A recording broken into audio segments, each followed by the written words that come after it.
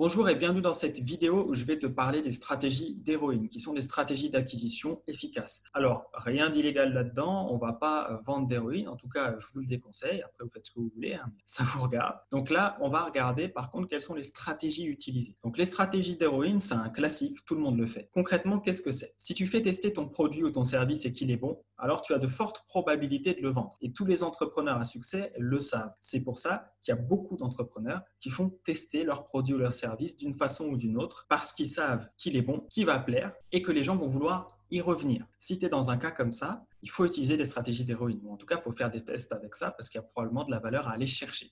Par exemple, dans le cas de l'héroïne, je suis obligé de te parler de ce cas-là quand même, les gens vont donner une dose, enfin les dealers, les gens pas bien là, ils vont donner une dose pour fidéliser le client. Une fois que la personne a testé, elle est accro et du coup, elle va vouloir y revenir. Alors, le terme vouloir est plus ou moins adapté dans ce cas-là, mais tu comprends l'idée. Alors maintenant, on va regarder le cas des logiciels et des services techniques. Par exemple, il est possible de créer un mini logiciel gratuit et du coup, les gens vont se dire, OK, qui a créé ce logiciel-là? OK, c'est telle boîte, qu'est-ce qu'elle fait d'autre? OK, il y a ça, ça et ça, ça peut être intéressant. Et du coup, les gens vont peut-être acheter d'autres services parce qu'ils ont pu tester quelque chose qui vient de ton entreprise, qui a été bien fait et du coup, ils vont avoir envie d'utiliser d'autres outils que propose ton entreprise, d'autres services, d'autres produits. Ça peut très bien être un logiciel avec seulement quelques options basiques et puis si on veut le reste, on va payer le logiciel. Et du coup, si les options basiques satisfont et qu'on a besoin de plus que juste les options basiques, on risque d'acheter le logiciel complet. Ça peut être aussi ça. Ensuite, il y a le cas des produits consommables. Donc là, l'idée, c'est de proposer des échantillons.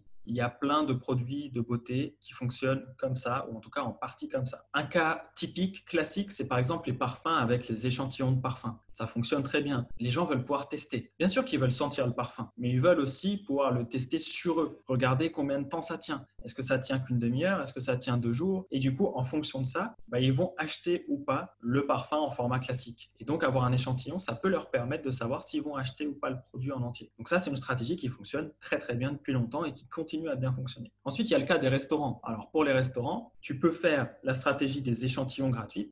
Donc, si tu as un restaurant ou si tu fais de la restauration au sens large, tu peux proposer une dégustation offerte, que ce soit des parts de pizza si tu as une pizzeria, que ce soit des sushis si tu as un restaurant de sushis. L'idée, c'est de te dire, OK, qu'est-ce que je peux faire déguster qui va donner une bonne impression sur mon restaurant, une bonne image et qui va donner envie aux gens d'en découvrir davantage sur le restaurant et peut-être de venir manger à l'occasion ou régulièrement chez moi. Alors ensuite, il y a le cas des logiciels et sites web d'outils. Donc, tu vas avoir une période d'essai gratuite souvent sur ces logiciels-là. Donc, par exemple, tu vas avoir un logiciel de comptabilité, tu vas avoir 7 à 14 jours gratuits. Et puis, si tu en es satisfait, tu vas acheter le logiciel en entier. Si tu n'es pas satisfait, tu ne vas pas le prendre. Tu vas plutôt tester un autre. Donc voilà, ça, c'est les stratégies d'héroïne. C'est très efficace. Encore une fois, je le répète, si vous n'avez jamais testé ça, regardez comment vous pouvez l'adapter pour votre entreprise, pour vos produits, pour vos services. Il y a probablement des choses à faire. Et c'est maintenant la fin de cette vidéo. Prends soin de toi et je te dis à très vite.